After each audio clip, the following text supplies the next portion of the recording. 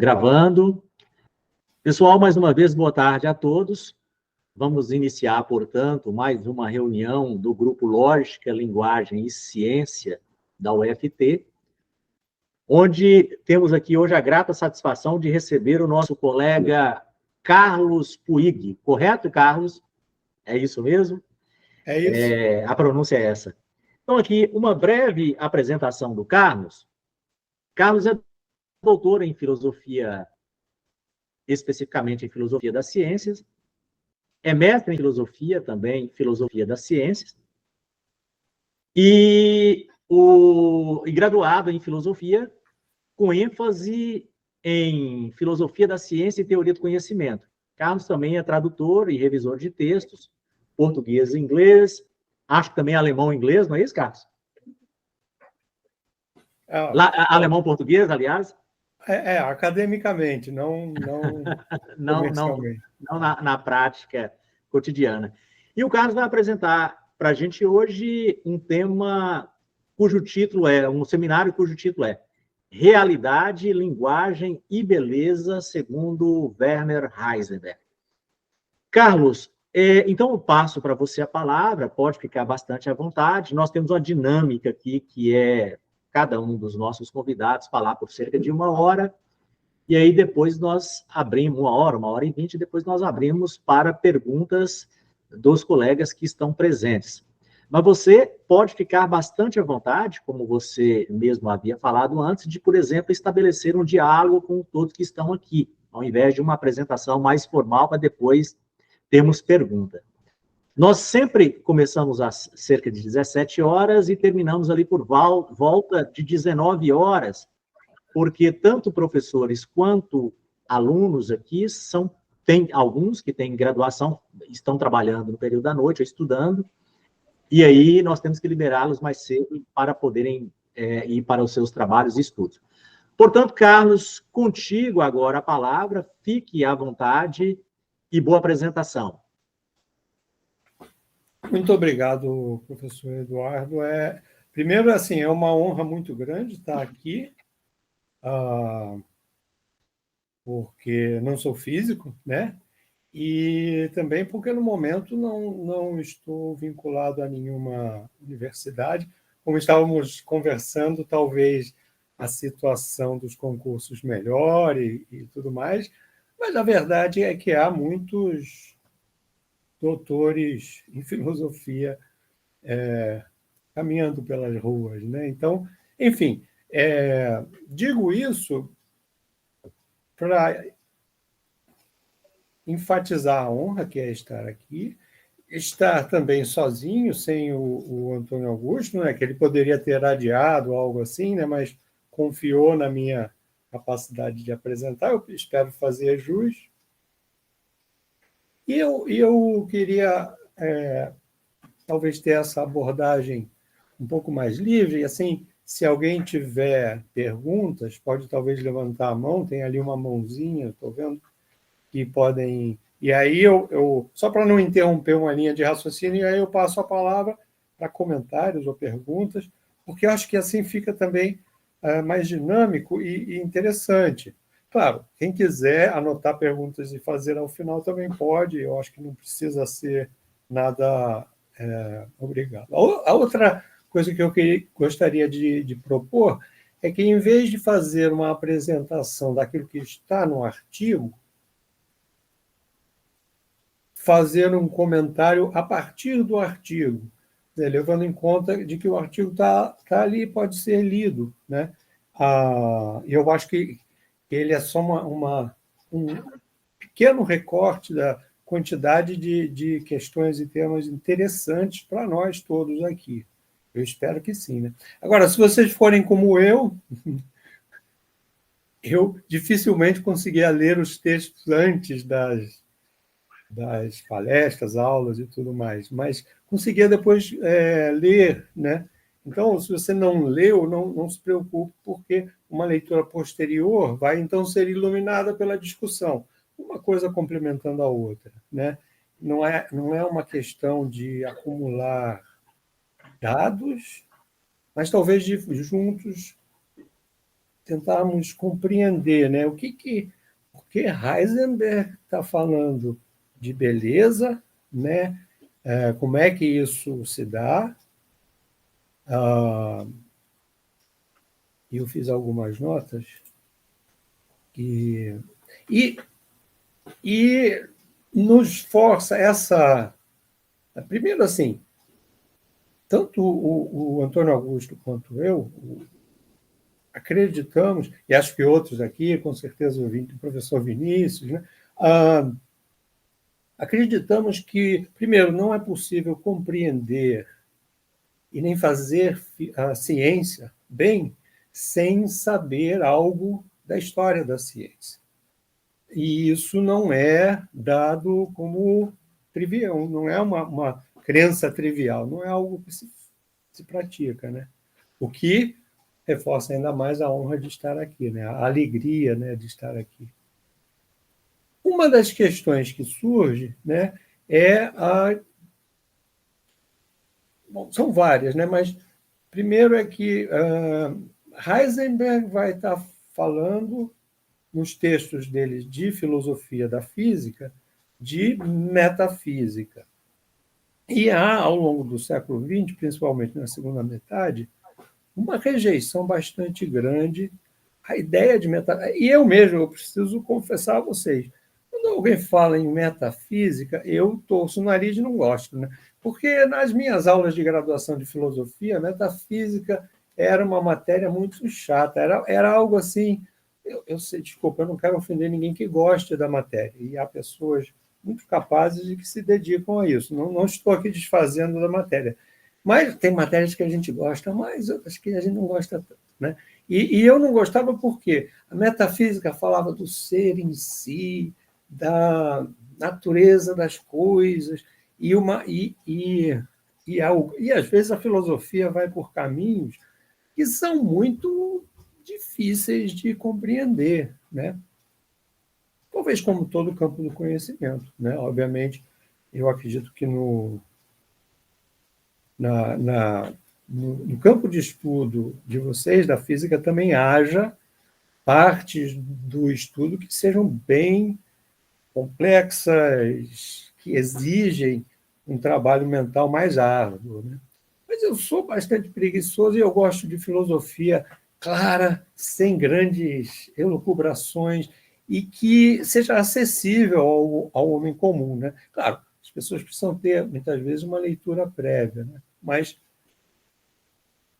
que, mesmo sem ter a leitura prévia, a pessoa, numa primeira leitura, compreenda do que se está falando ali, que talvez, e compreenda, inclusive, aonde ir para complementar aquilo que ela não sente que não tem tanta base, né? Eu acredito que isso é como um bom morador de terra tupinambá, né?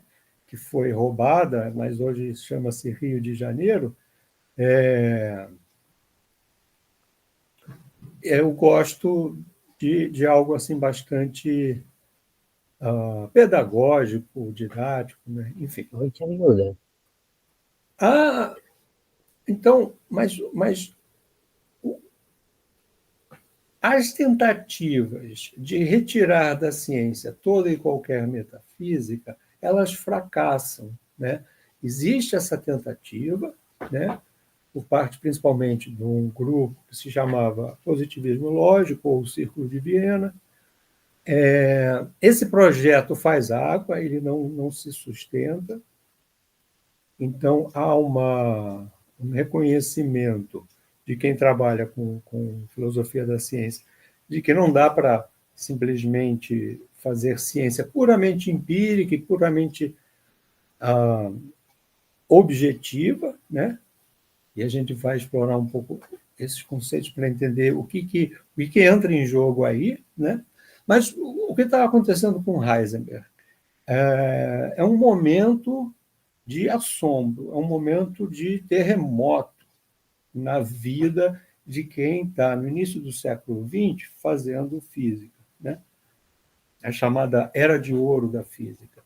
É uma transição, né, que começa com Maxwell. Na época de Maxwell,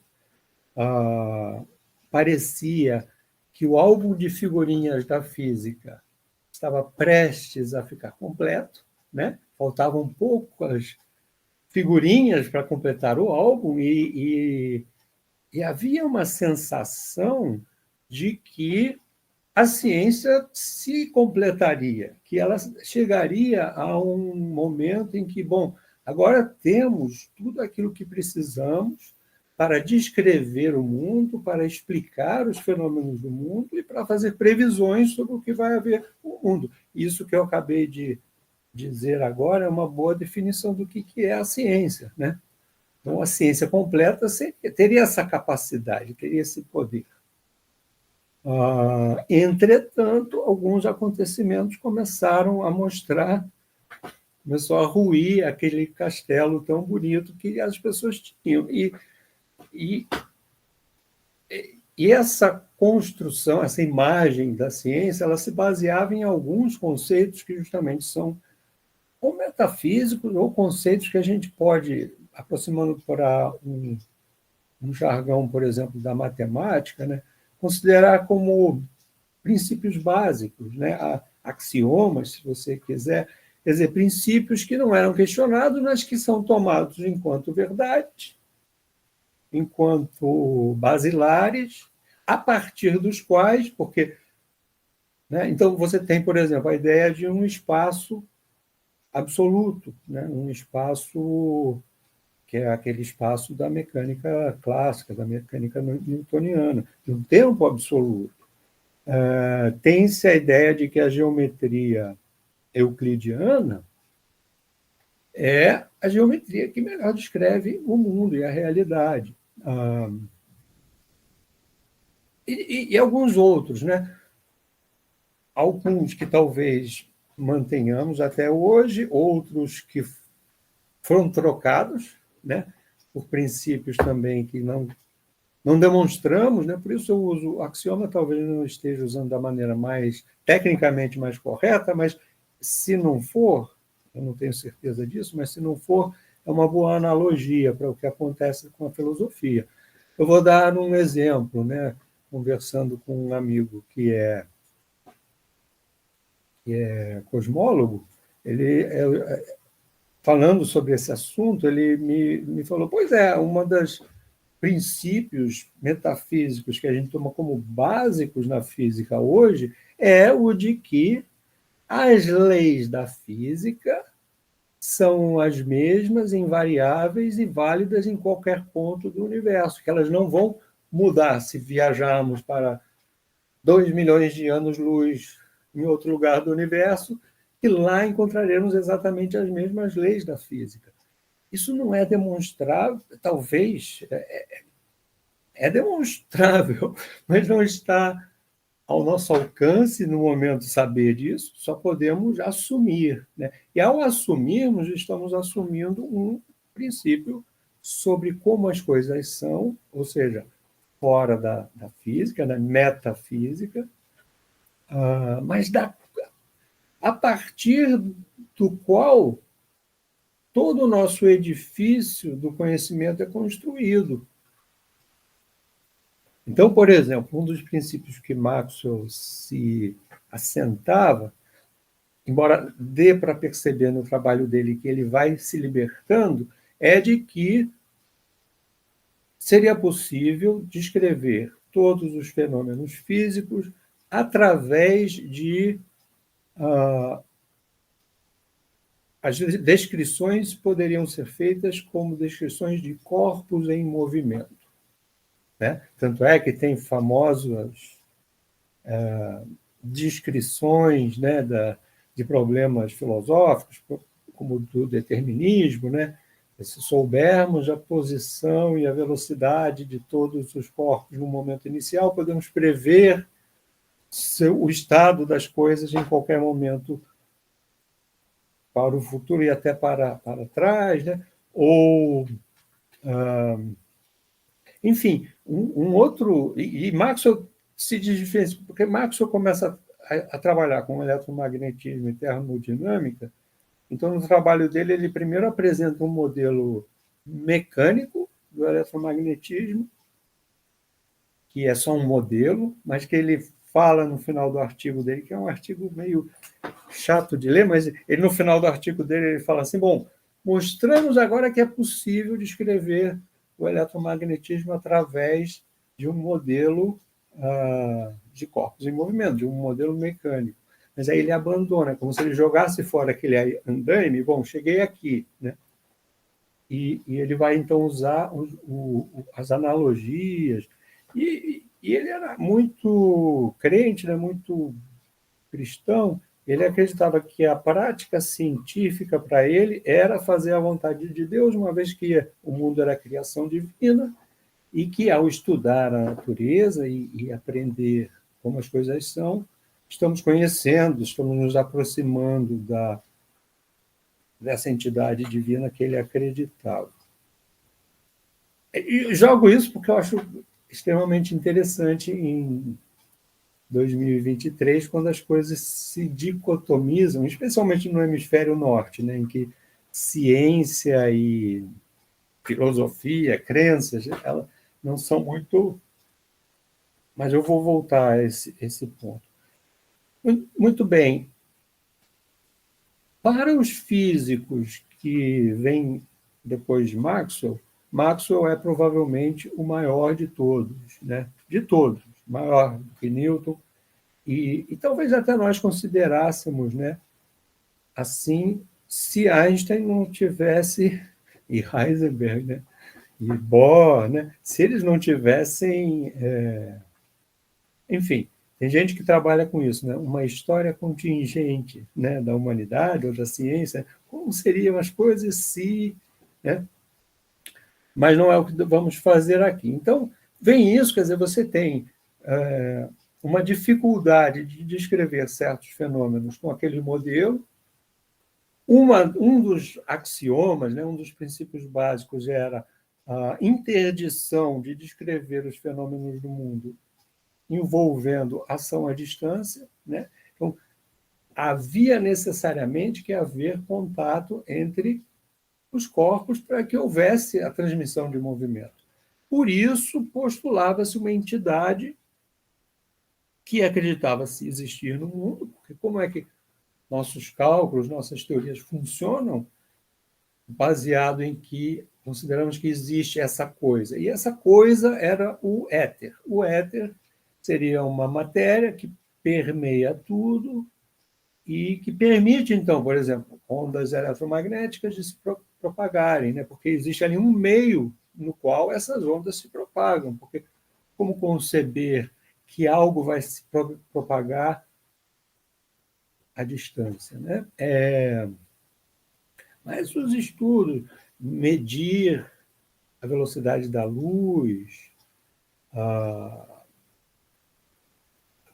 própria termodinâmica, né, que parece envolver questões que a mecânica clássica não é suficiente para descrever. Então, começa a haver ali uma crise e esse álbum de figurinhas que parecia estar ficando completo começa a ficar estranho, esquisito. Como todo álbum de figurinha, nunca gostei, é uma enganação. Enfim, eu devia gostar e fazer para ganhar dinheiro, mas aí outros elementos que ocorrem.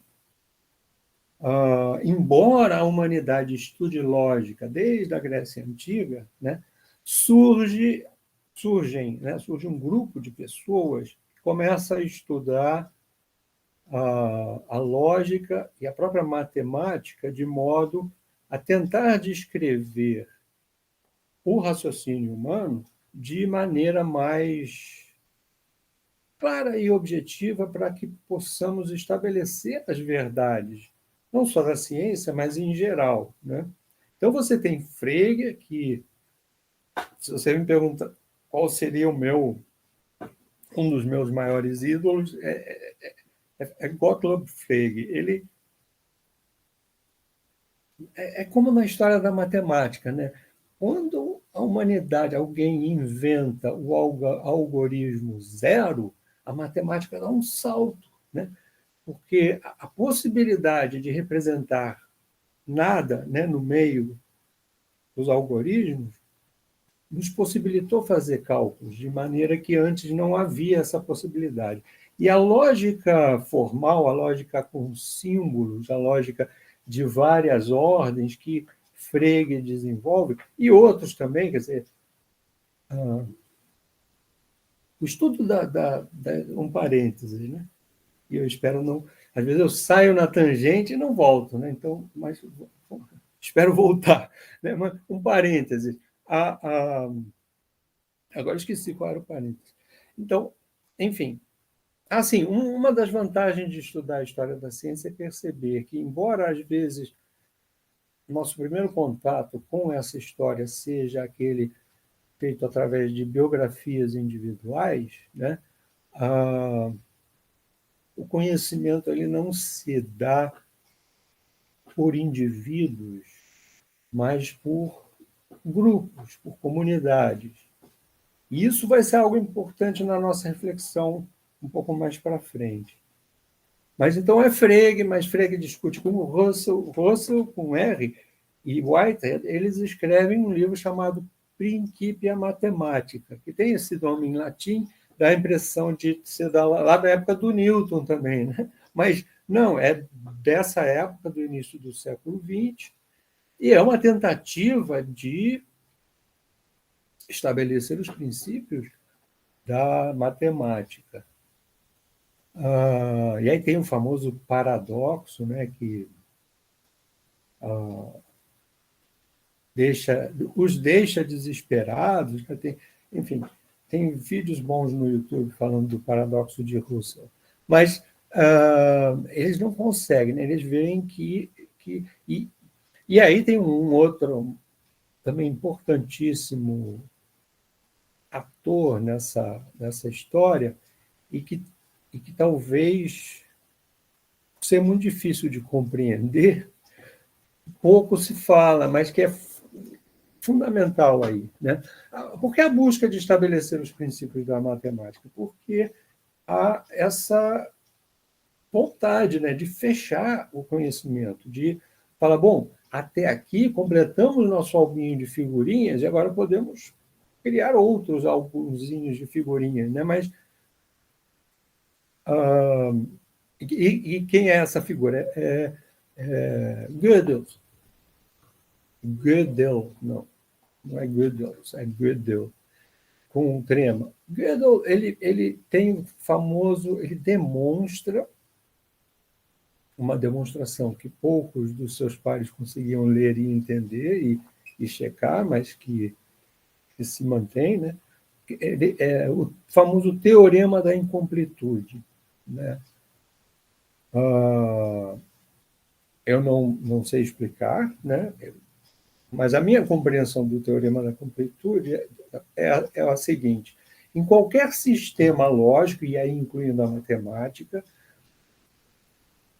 não há como construí-lo sem lançar mão de alguns, pelo menos alguns, desses axiomas, desses princípios básicos que não são demonstrados no interior daquele próprio sistema. Então, a álgebra, a geometria, né? Então, geometria euclidiana, a gente começa com uma definição, os axiomas dela, ponto, reta, plano, a partir daí constrói-se a geometria euclidiana. Mas esses elementos não são da própria, eles são dados de antemão. Né? E Gödel fala assim, será que é assim com tudo? Ou será que falta alguma coisa? Será que a gente poderia amarrar a geometria dentro dela mesma, de modo a não ter nada que é dado como verdade, porque é assim e é a partir daí que a gente faz o nosso joguinho. Né?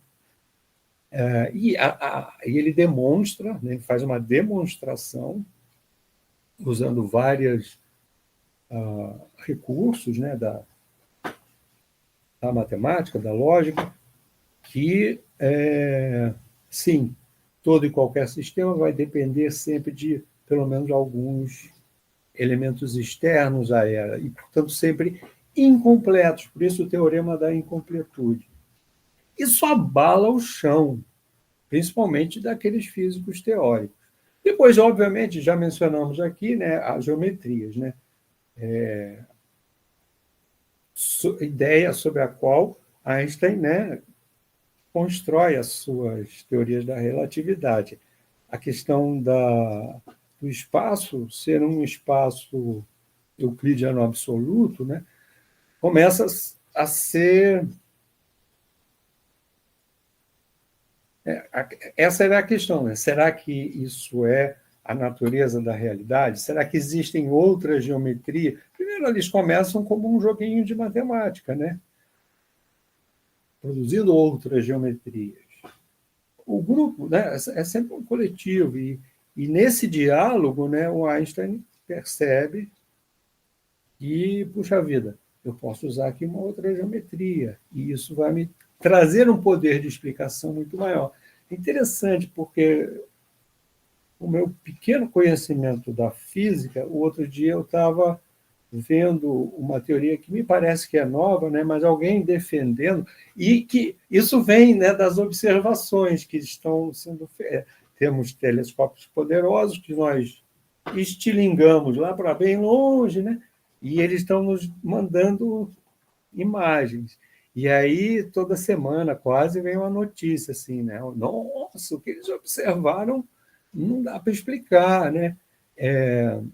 E aí começa a vir, né? Quando essas observações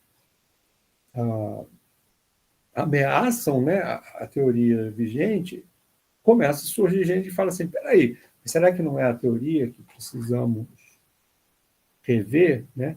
E existem pessoas muito incomodadas com a ideia de que, embora hoje não tenhamos o éter, né, como um elemento assim nunca observado, mas que precisamos dele, né? Hoje temos a matéria escura, a energia escura, que não se observa e precisamos delas para as contas baterem, né? Então, outro dia eu estava vendo uma defesa de que haveria a possibilidade do universo não ser infinito, mas nos parece infinito porque o espaço seria hiperbólico.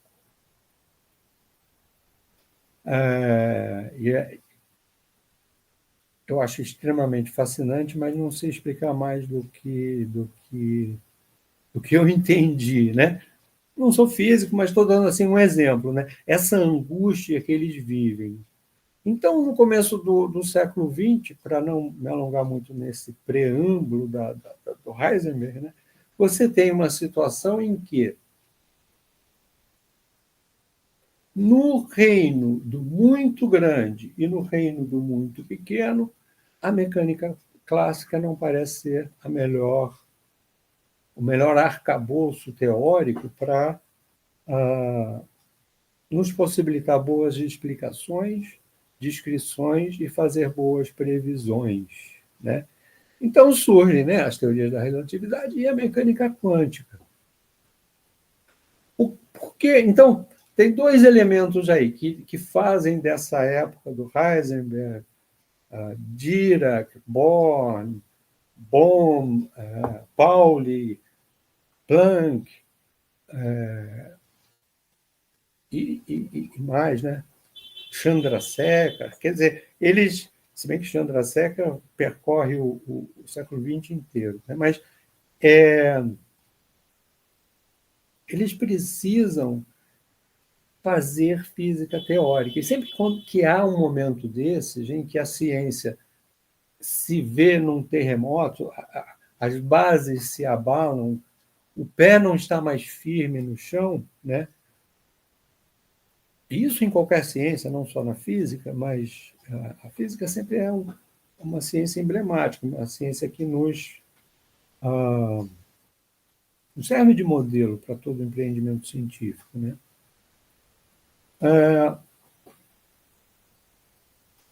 Então, eles começam a fazer filosofia, né? Filosofia da física. Mas não é de uma maneira que surpreende qualquer filósofo historiador, né? Por exemplo, eu comentei o Chandrasekhar, eu posso até colocar os dois artigos dele que tenho aqui em inglês. Ele eles todos, né, o próprio Heisenberg, falando de filosofia, ou falando de música, ou falando de arte, eles são verdadeiros, para usar um termo nosso de hoje em dia, nerds, né? Eles são muito. A formação cultural dessa turma era extremamente profunda, né? Por exemplo, o Chandra tem um artigo em que ele fala da beleza também, e ele fala, o artigo se chama Shakespeare, Newton e acho que é Beethoven.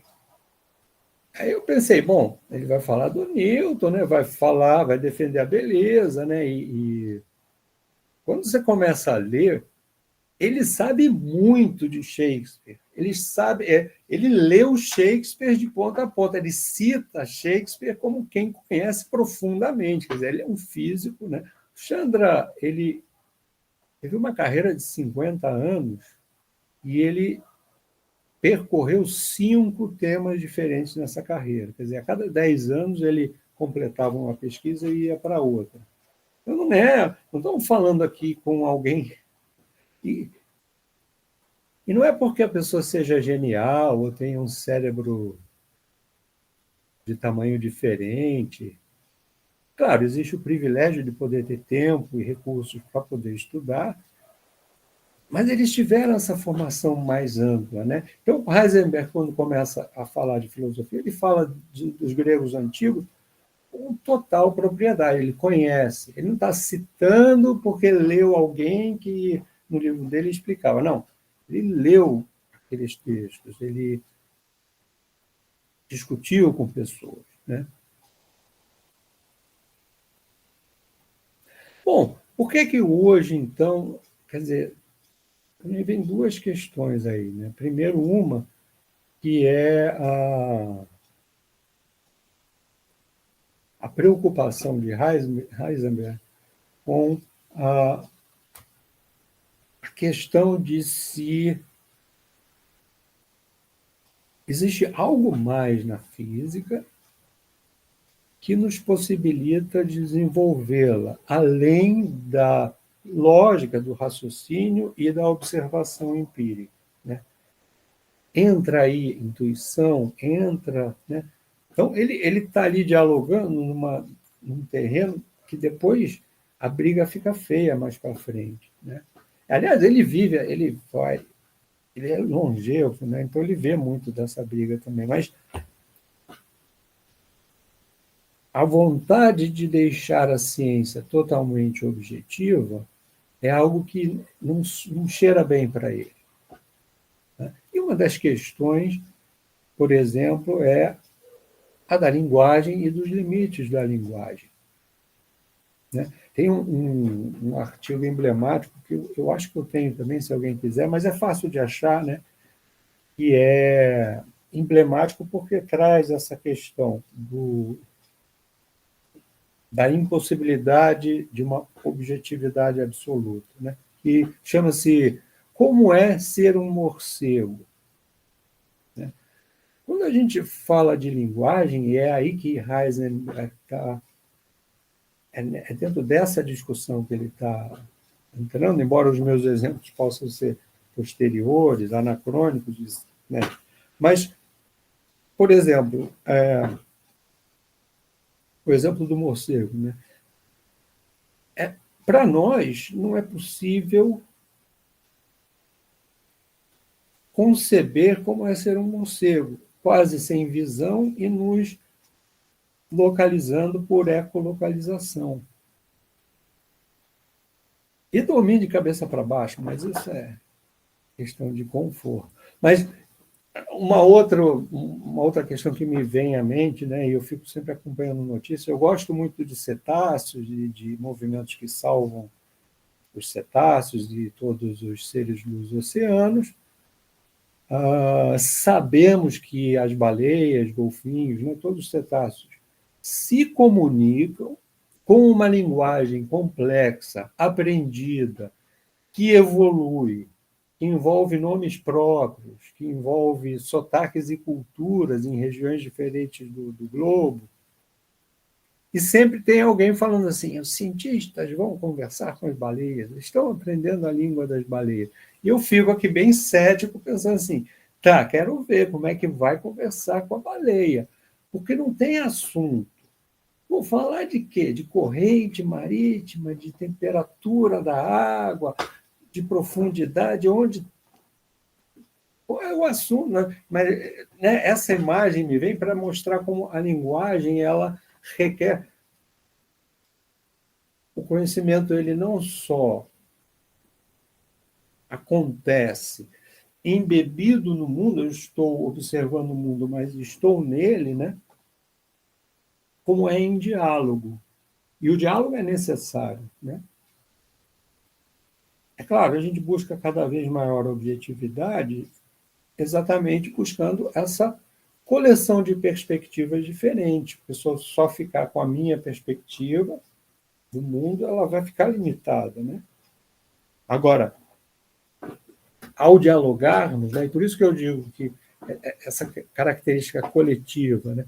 E isso é importante por quê? Porque o Heisenberg, assim como o próprio Maxwell, o Chandrasekhar também, e vários outros, eles têm uma convicção muito clara e buscam defender isso de maneira sólida, né?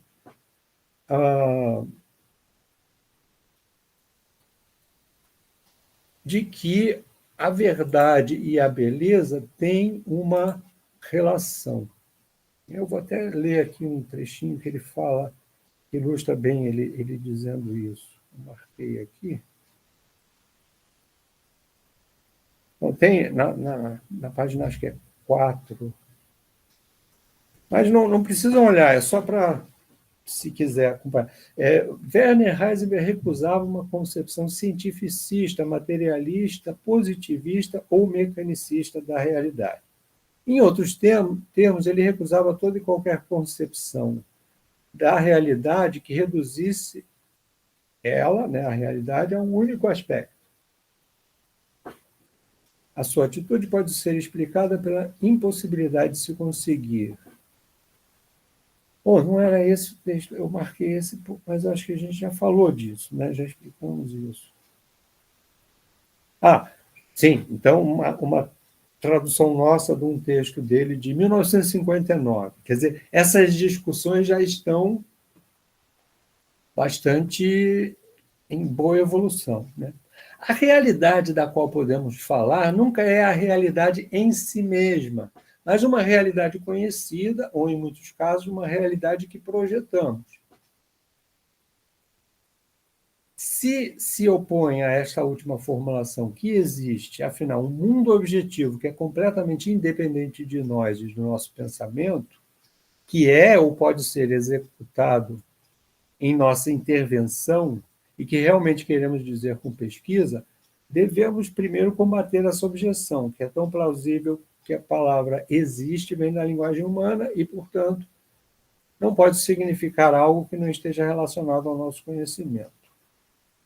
É enrolado. Mas ele está aqui fazendo raciocínio filosófico bem construído, né? Mas dentro dessa visão aí de como é ser um morcego, de como conversar com as baleias, né? Existe um limite para a nossa capacidade de atingir o real, né? Eu acredito que a ciência descreva a realidade, então isso faz de mim um realista, mas o Vinícius pode explicar melhor do que eu, existem várias maneiras de ser realista, né? Então, eu não acho que as teorias científicas descrevam o mundo tal como ele é, mas aproximam-se, né, do que é essa realidade em si.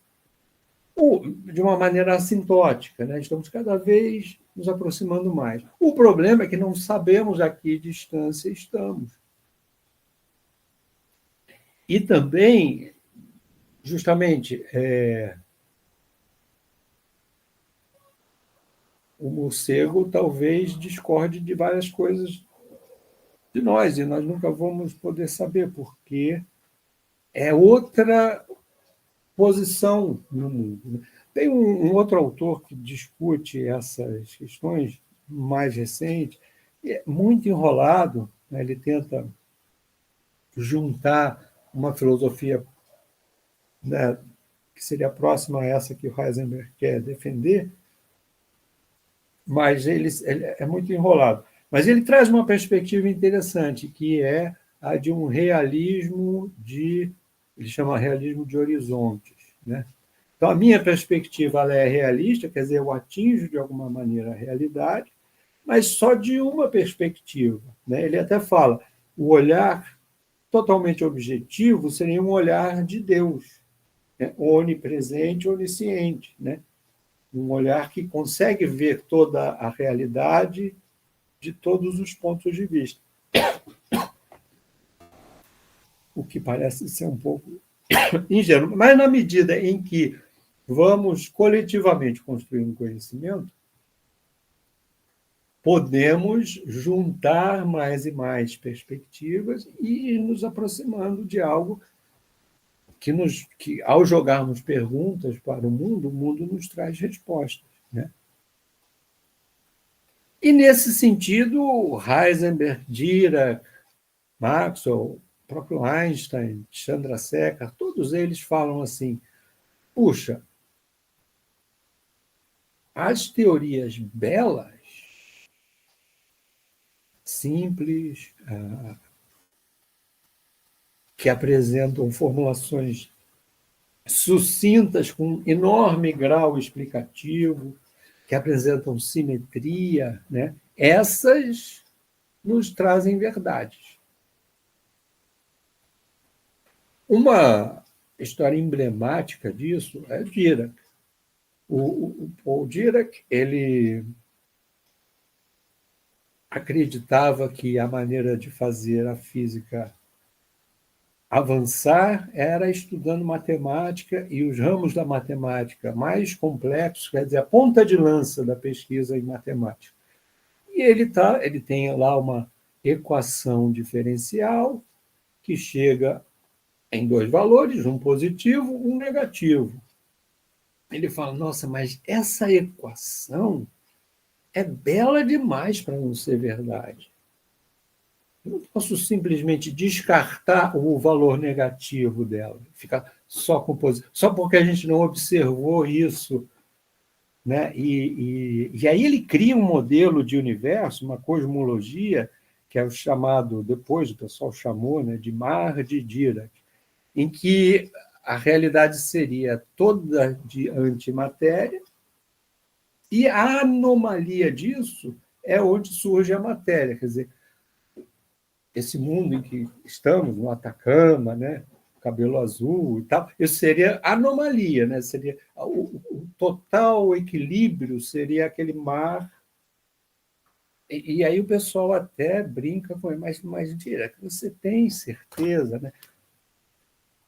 Ele fala, não, a equação é muito bonita para não ser verdade. E esse negativo que ele não queria descartar, porque a equação era muito bonita, seria um negativo, um oposto ao elétron.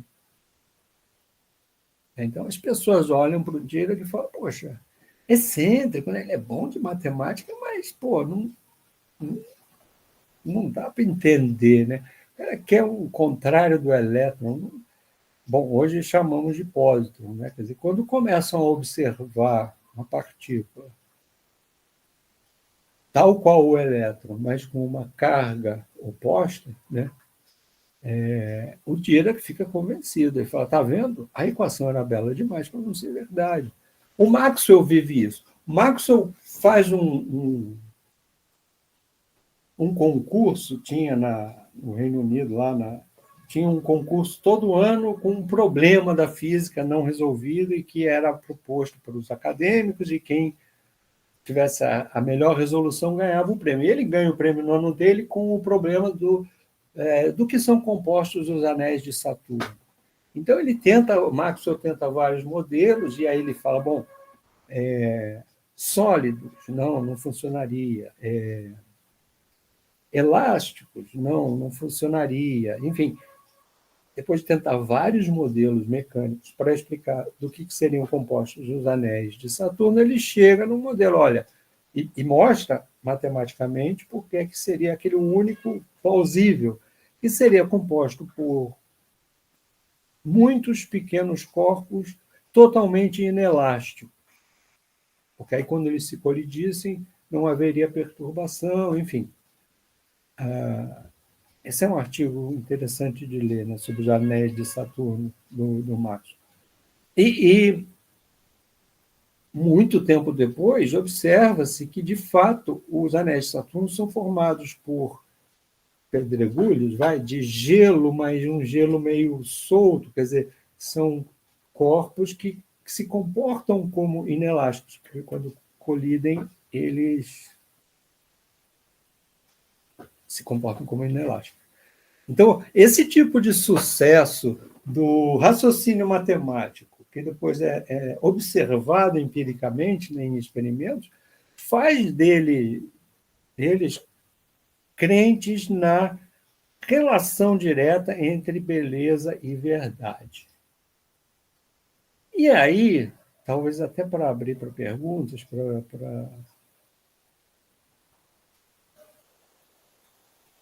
bom, antes, né, o que seria essa beleza? Né? Eu aqui dei um exemplo, mas não é uma definição de beleza, porque o que acontece com a beleza também?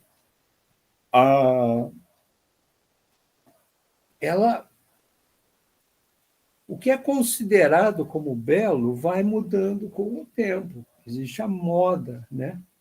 Então, você pode ver claramente na história da física, na história das ciências, né, épocas em que, por exemplo, a física teórica totalmente abstrata e baseada em modelos matemáticos abstratos é considerada bela, e uma física que recorra mais à demonstração geométrica ou por modelos pictórios, representando por formas, né, é considerado não tão nobre, né? E depois muda, né? Essa inverte, né? Você tem uma outra época em que a demonstração mais visualizável é considerada mais bela, né? Outra questão que envolve... Então, assim, o que é belo para mim pode não ser belo para você, né? Por exemplo, eu gosto do pessoal usar uma moda mais assim diferente e tal, mas tem uma coisa que eu não me acostumo, que é aquela meleca de metal que o pessoal usa muito agora assim no nariz, o negócio parece uma meleca, mas é uma argola assim, e aí mostra, né, que existe uma diferença generacional, né?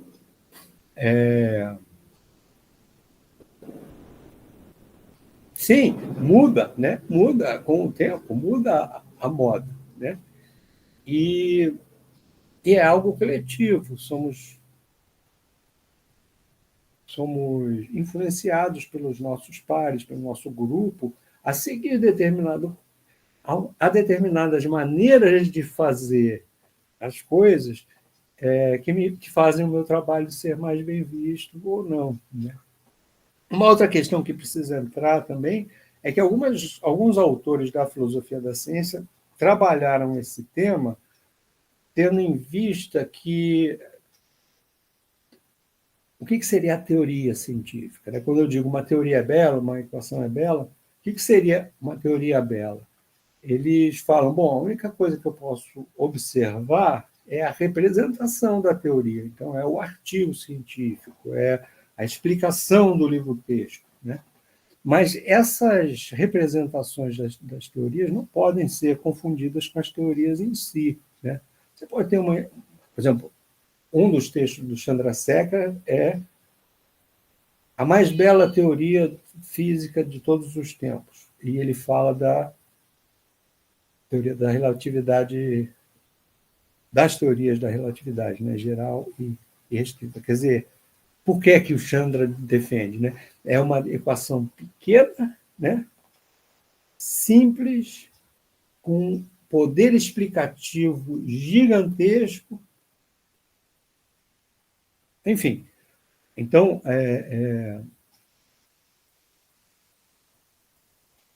o que é que eu falei do Einstein?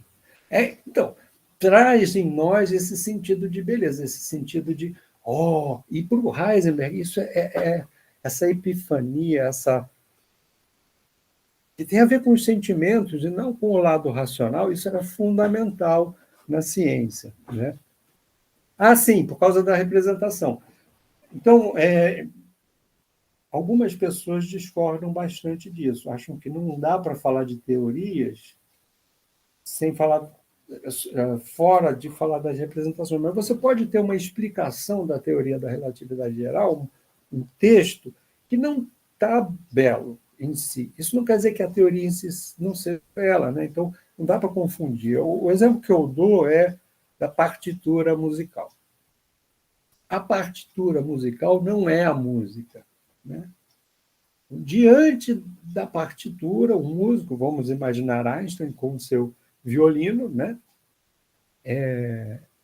Ao ler aquela representação musical ali, a música se faz presente e ele toca. E ao tocar, essa música se faz presente para nós. Né? E um bom músico pode, ao ouvir, anotar o que ele...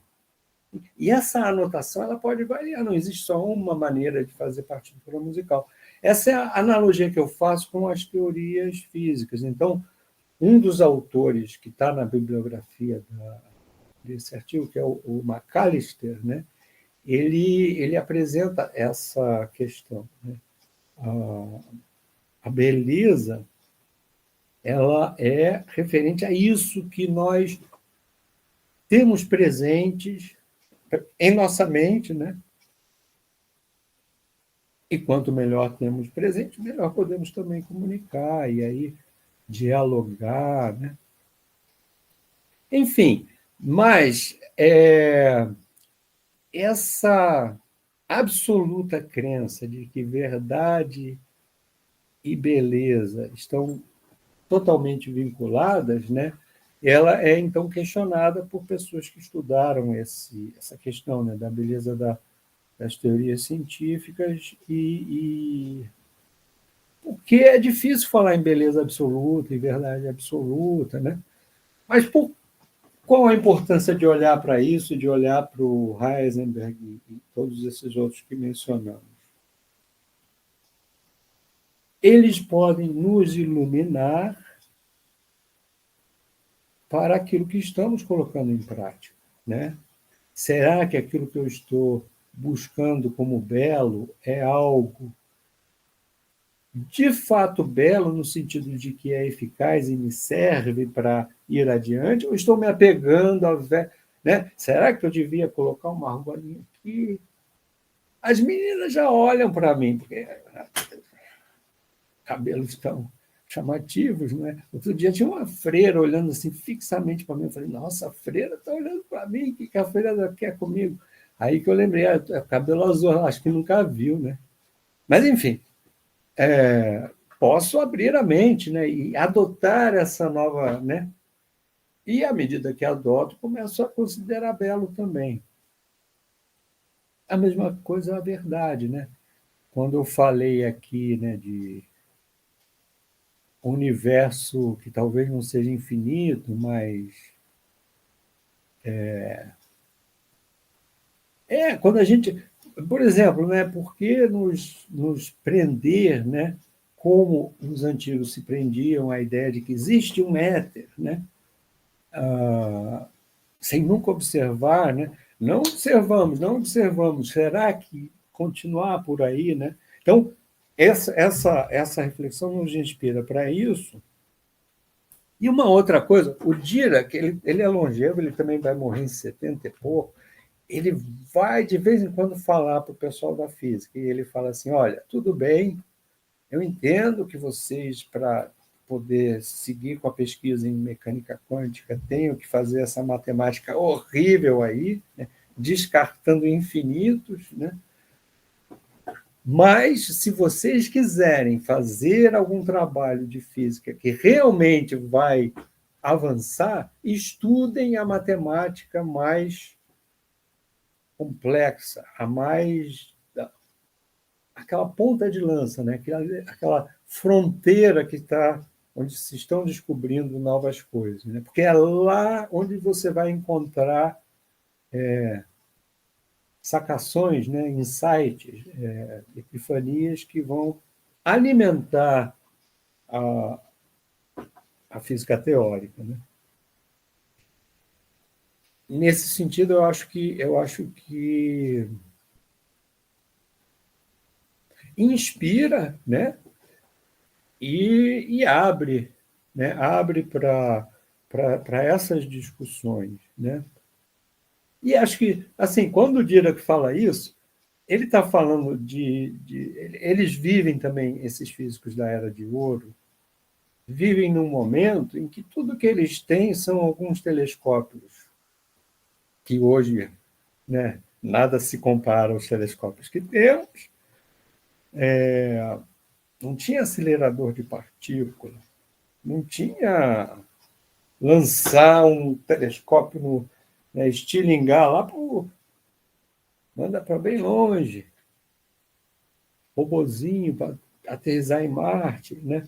E muitas vezes eu me vejo como na filosofia. Eu imagino que para a física às vezes seja isso também, né? Estamos muitas vezes na periferia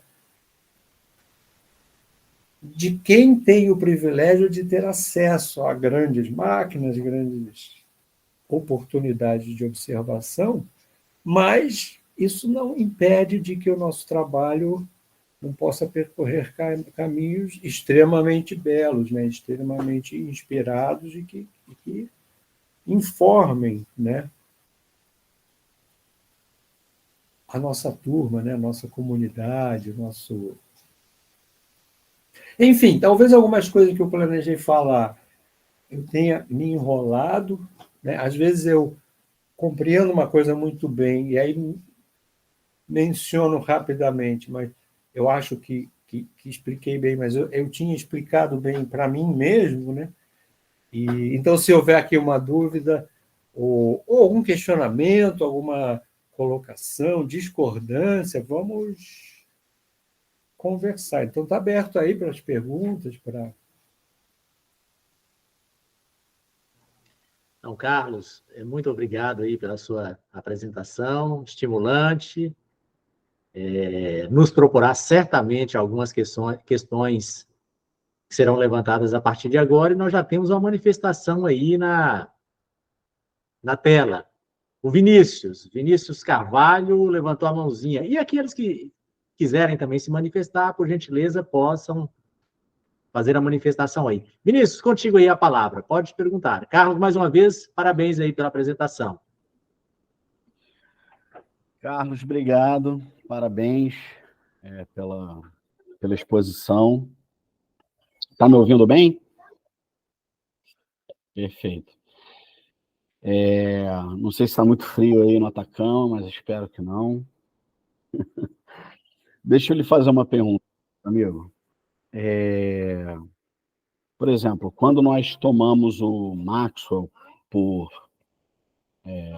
modelo, digamos assim, nós observamos ali um filósofo natural que cultiva, digamos assim, ideais clássicos, platônicos, como verdade, beleza. Você frisou muito bem esses dois hoje, né?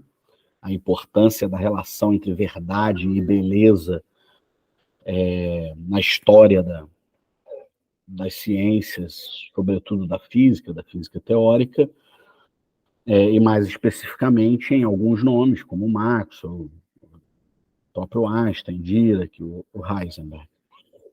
Então, por exemplo, tomando o Maxwell como modelo, a gente observa esses dois ideais, mas observa um terceiro para completar, digamos assim, a tríade da República, que é o bem, né?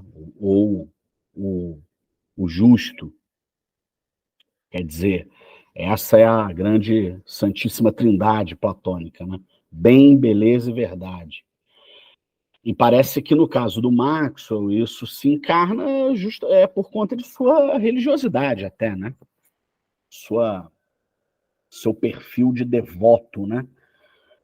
De alguém que realmente confessa, digamos assim, uma fé, uma visão religiosa. E em outros nomes, esse elemento ele é menos confessional, embora não menos religioso. Por exemplo, no Einstein, né? No Einstein ele permanece sendo religioso, né? Em diversas oportunidades o Einstein diz isso, que está na base da pesquisa científica é um sentimento religioso, que é um sentimento de busca justamente da verdade, né? Da beleza. E embora o Einstein acredite que a ciência não tem nada a nos dizer de positivo, de categórico, quanto ao problema do dever ser, né? O cientista, o homem de ciência, deve encarnar esse ideal, né? De busca pelo bem, de busca pela justiça, como parte de sua forma de vida. No caso do Dirac, me parece que a relação entre verdade e beleza ela está explícita, né? Digamos assim, é o carro-chefe da filosofia do Dirac. Mas eu não conheço se o Dirac publicou reflexões sobre o bem, ou sobre a justiça, sobre o justo, elas me escapam. E no caso do Heisenberg, como que você vê a inserção desse terceiro ideal no pensamento dele? Pelo que eu entendi da sua exposição de hoje, me corrija se eu estiver enganado, o Heisenberg também, no seio dessa tradição que você tão bem colocou, é alguém que pensa uma relação profunda e inteligível, é uma relação, de certo modo, transcendental, né? No sentido que está para além da empiria, para além da nossa capacidade sensível mesmo. É uma relação intelectível, inteligível entre verdade e beleza. E como que você vê a inserção desse ideal do bem? Essa tríade no Heisenberg. O Heisenberg está preocupado com essa questão. Bom, se há uma inserção, ocorre mais ou menos como no caso do Heisenberg, do Einstein, em que o Heisenberg traz a justiça, né, traz o bem, mas não se preocupa em tentar sistematizar uma concatenação lógica, conceitual entre os três ideais, né? Verdade, bem e beleza. E o Heisenberg, ele está atento para esse problema na sua visão? Ele pensa que esse ideal também é importante para a ciência? Como é que ele vê a ligação entre esse ideal e os outros dois? Nossa, muito interessante. Você me desculpa, Carlos, na hora de formular a pergunta, porque eu acho que isso não aparece para vocês, né? Mas eu estou aqui e, ao mesmo tempo, tem milhões de coisas miguelianas acontecendo ao redor. Então, o Miguel estava aqui chorando, a mamãe está querendo levar ele para tomar banho, ele está protestando veementemente. Não, banho agora não! Estou ouvindo atentamente sobre Heisenberg. Então, eu me desconcentrei um pouco, mas eu acho que eu consegui encaminhar a questão. E depois não quer sair do banho, né?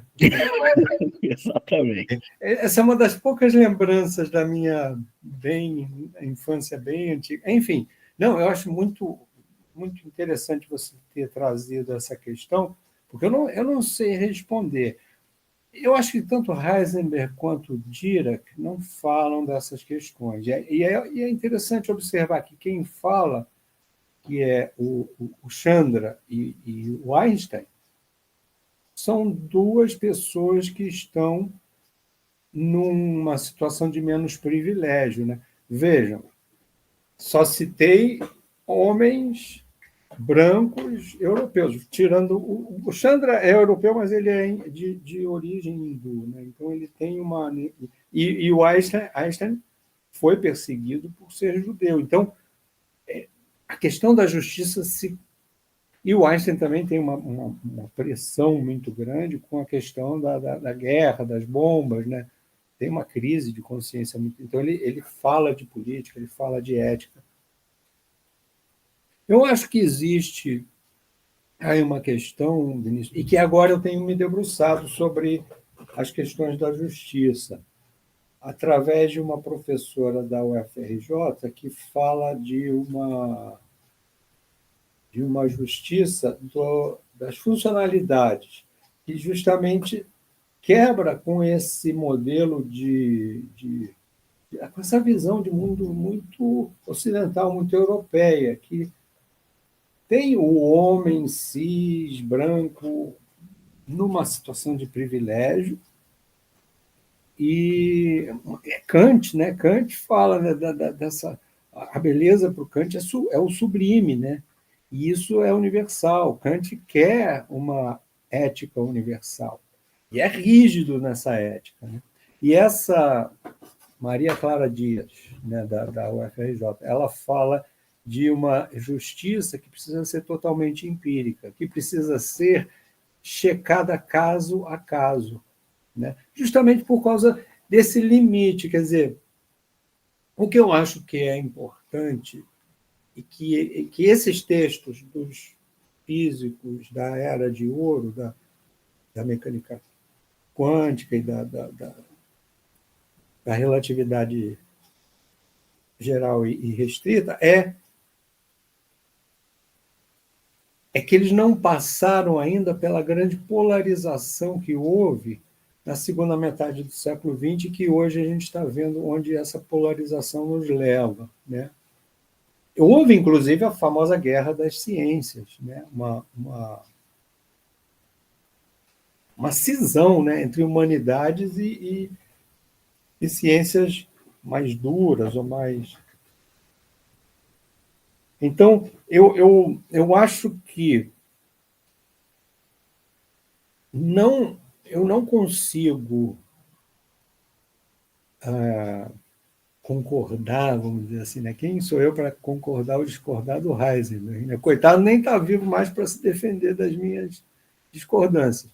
Mas, ao lê-lo, né, nessa perspectiva não dicotômica, sem polarizar, né, sem as coisas serem tudo ou nada, isso me inspira, né? Eu acho que, nesse sentido, ele talvez até não quisesse falar nada, né? Eu não lembro exatamente qual foi o posicionamento dele durante a Segunda Guerra, sinceramente não lembro. Eu deveria saber isso, já soube, e às vezes eu me confundo entre os autores, né? Eu sei que havia um embate muito grande, por exemplo, entre o Einstein e alguns físicos do muito pequeno, né, com relação ao determinismo, né? E a questão do determinismo, ela é fundamental porque justamente quebra essa coisa universal, né, de, bom, as coisas são assim porque elas tinham que ser assim, porque já estava determinado, já, né? E a abertura para outras perspectivas também justamente, né, se eu reconheço que, embora eu esteja me aproximando do real, porque as perguntas que faço para o mundo, de posse da minha teoria ou das minhas teorias, e com os meus instrumentos, me trazem boas respostas, nem todas as respostas são boas e eu vejo becos sem saída. Então, reconhecer esse limite me ajuda a ter empatia e compreender que o outro, da perspectiva dele, também está numa posição assim. O outro que tem uma outra perspectiva tem as suas respostas positivas também, né? E tem um outro elemento também que para mim, quebra com essa coisa da possibilidade de uma verdade eterna e absoluta, de uma beleza, né, fora do tempo e do espaço, e também de uma justiça e de um bem que estariam eternos, né, ou garantidos, né, em algum Olimpo das ideias, né, mas e que é essa questão da linguagem, né?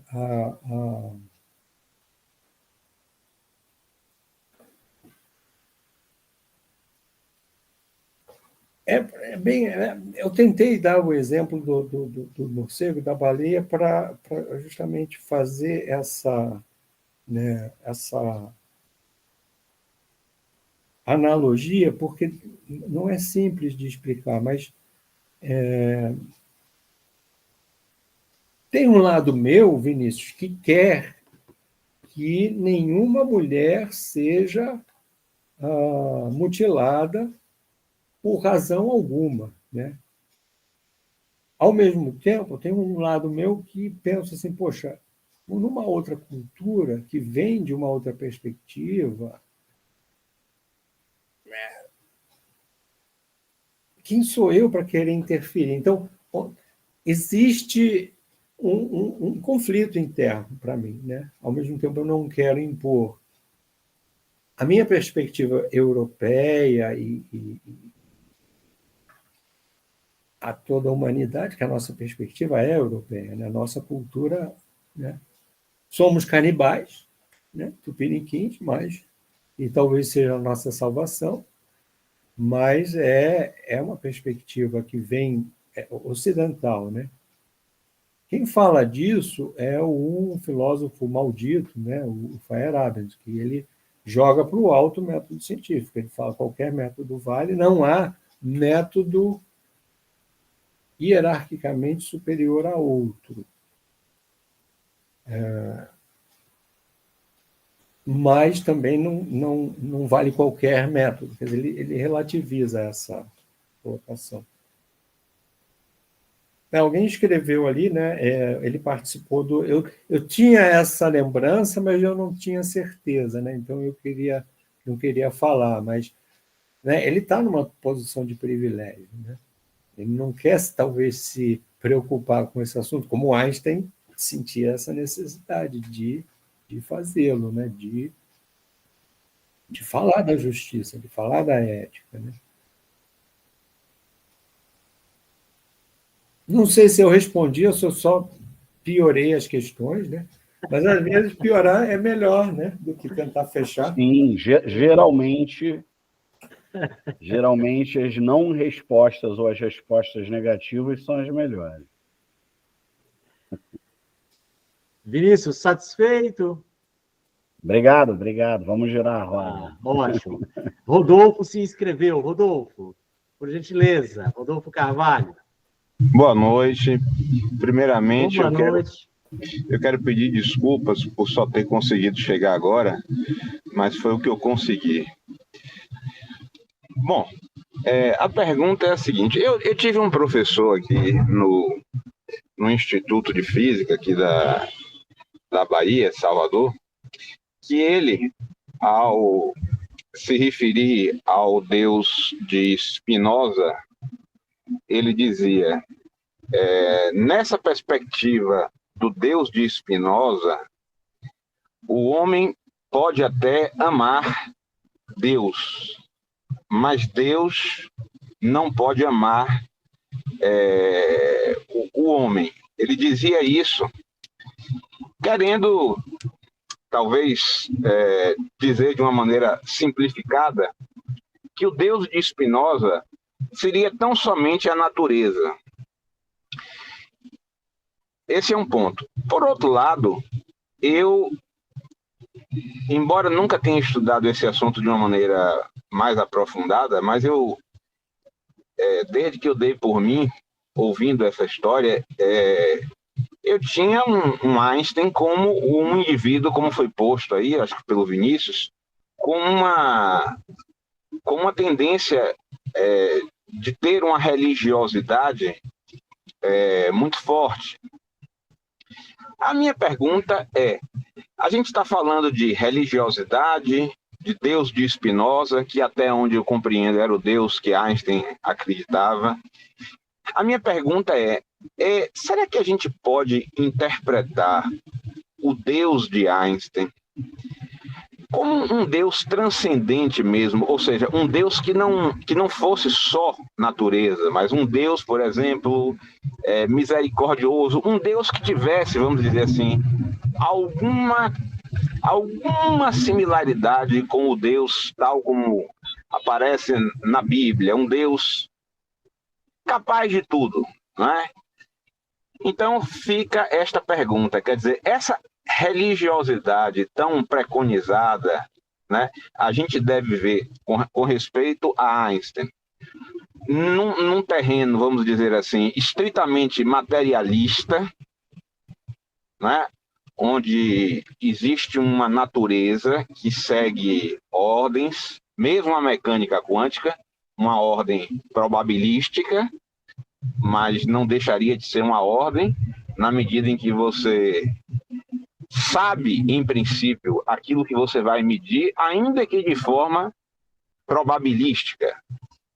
Então fica a pergunta, o Deus de Einstein era um Deus, por ser supostamente um Deus de Spinoza, era um Deus capaz de uma misericórdia para com o ser humano, ou o ser humano e uma pedra, dentro dessa perspectiva, estariam numa mesma categoria? Não sei se eu me fiz claro, mas eu estou à disposição para tentar dirimir alguma dúvida se minha pergunta não ficou clara. Obrigado. Sim, não, bem claro, Rodolfo. E acho que você colocou coisas bastante pertinentes. Tanto o Spinoza quanto o Einstein vêm de uma tradição judaica, né, em que você tem um Deus naqueles textos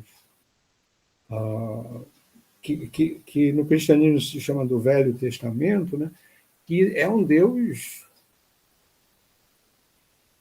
que uma hora destrói a cidade, que muda de ideia, né, que manda o pai matar o filho, aí na última hora, não, mudei de ideia, para tudo, tá? Fui longe demais, desculpa, gente, desculpa, né? Então, como que eles reconciliam isso, né? E aí no cristianismo também tem essa perspectiva, eu acho que no islamismo eu não conheço, eu conheço muito pouco de teologia, de religião, eu sou cético, humanista, não tenho assim uma crença, né? Mas me parece que você está questionando tem um livro do Einstein que ele fala mais, eu acho que dessas perspectivas dele, que é o Como Vejo o Mundo. Tem uma boa tradução. Como Vejo o Mundo é uma leitura que já faz tempo que eu li, eu não lembro bem, mas toda a gente deveria ler esse livro. É muito bom, né? Eu acho que os dois, tanto o Spinoza quanto o Einstein, tentam resolver um problema do ocidental, né, da cultura ocidental, que é o seguinte: Deus veio, criou as coisas e foi embora. Depois, né, para o cristão, ele volta, mas vai embora também, vai embora de novo, né? Então, o divino fica além e o ser humano está aqui sobre o mundo para dispor do mundo, porque, afinal, é um ser privilegiado diante dos outros seres, né? Então, embora esse Deus possa ter ido embora e não ame, né, nesse sentido de que não intervém mais, né? Botou o joguinho para andar e depois ficou só assistindo e torcendo, né? Mas eu acho que quando o Spinoza fala de um Deus que está aí em tudo, né, que tudo é ele, né, mais ou menos ele está se aproximando a uma perspectiva animista, né, no sentido estrito de animismo, no sentido de religiões ou crenças que estão mais próximas aos povos originários das Américas, da África, e da Europa também, antes do cristianismo. Quer dizer, o divino está na natureza, está nas coisas, e nós somos também natureza e participamos desse mundo de forma divina, né? E aí eu acho que junta com a pergunta do Vinícius, né, e com a pergunta da beleza, né, quer dizer, quando eu estou em harmonia e bem, me relacionando bem com essas coisas, né, isso é belo e isso é me aproximar desse divino, né? E aí falo aqui, já falei que não tenho crenças, né, mas eu acho poético, eu acho lindíssimo isso, né? Então, quando a gente fala em salvar as baleias, né, em parar de destruir a nosso berço, né? Parece que estamos sozinhos, pelo menos nesse canto do universo, não veio ninguém ainda nos falar oi. Talvez se eles se aproximaram, eles olharam para nós e falaram assim, nossa, deixa esse pessoal aí, eles são muito perigosos e doidos, né? Estão se matando, destruindo tudo, não vamos nem chegar perto. Vale a pena não, né? Essa é a minha fantasia, né? Da visita dos extraterrestres. Mas, enfim, acho que nesse sentido o Spinoza é belíssimo, né?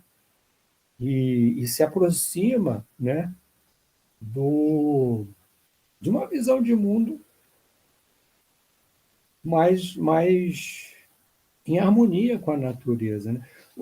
Os nativos americanos, tanto do norte quanto do sul das Américas, né, têm essa visão de que somos cuidadores da natureza, né? Por isso que eles não conseguem compreender e dialogar com o europeu, que vem chegando falando assim, não, isso é coisa que está aí para meu consumo, para... Deus me deu, eu agora mata o bicho para comer, mata por matar, faz o que quiser com a natureza, né? Então, não tem diálogo, né? Então, nesse sentido, eu acho que tanto Einstein quanto o Spinoza, e aí eu estou aqui imaginando, né? Posso estar falando uma grande besteira, mas eu tenho a impressão que eles se aproximam dessa visão mais integrada, né? E eu acho que o Heisenberg também, porque aí, nesse sentido, ele quer, quando ele fala de beleza que como sendo a boa integração das partes entre si com o todo, né? Que isso seria belo, né? Dá para extrapolar isso para a justiça, né? Para o bem viver, né? Nesse sentido, acho que sim. E acho que é água para o moinho da nossa professora colega lá da UFRJ, que fala que a justiça precisa ser algo empírico, que precisa ser examinado caso a caso, que precisamos de evidências, de estudo, para determinar o que é justo ou não, né? Muito bem, obrigado. Pois não, Obrigado, Carlos. Quero agradecer a resposta, muito clara. Muito obrigado, professor.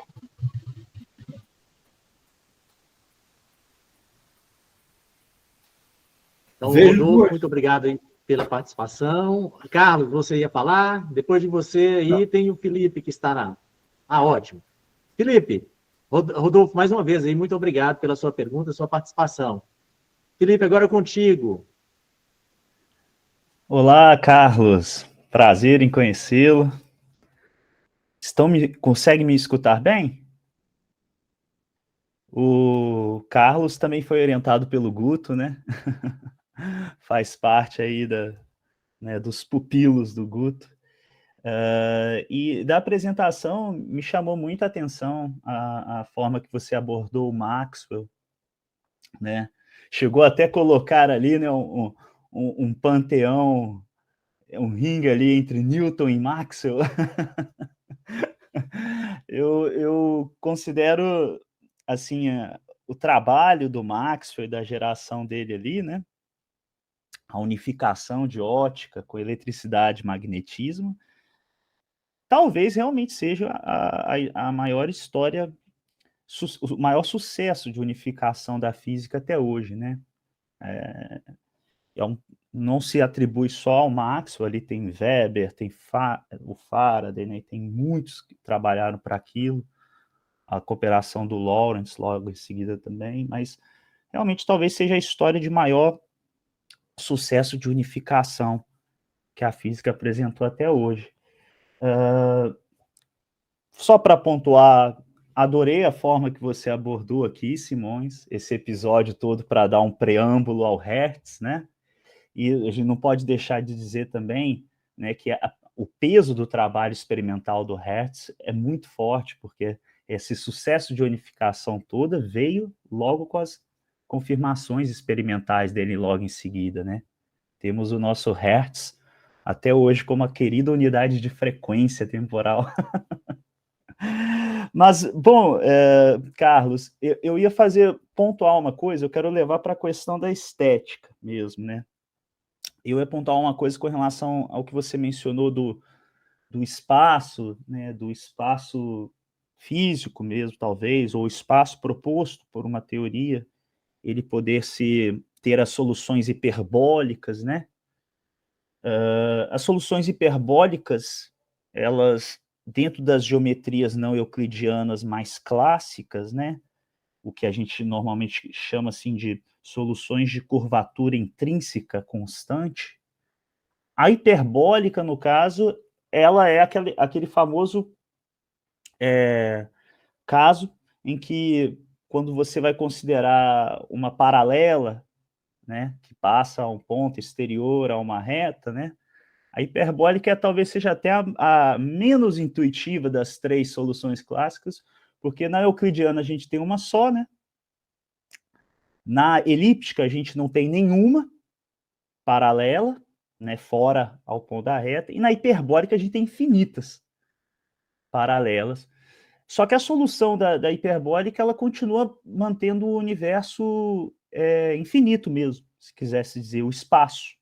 Né? O espaço da solução hiperbólica, ele é infinito, assim como é o espaço euclidiano, cuja curvatura intrínseca é zero. Né? Eu acho que talvez o que o Carlos estava tentando remeter naquele momento seriam as soluções de universo finito, porém ilimitado, que é o caso das geometrias elípticas, né? Das soluções de curvatura fechada, a gente chama. Você pode me dizer se foi mais ou menos mais nesse sentido, né? Que é a própria solução que o Einstein apresentou em 1917, né? Que é a ideia de um universo que pode ser finito, né? No caso, a gente está falando quadridimensionalmente, mas ele é ilimitado. Se você ir numa direção, né, para sempre, você pode, pela topologia do espaço, você pode até voltar ao mesmo lugar, mas você não vai ter nenhum anteparo ali.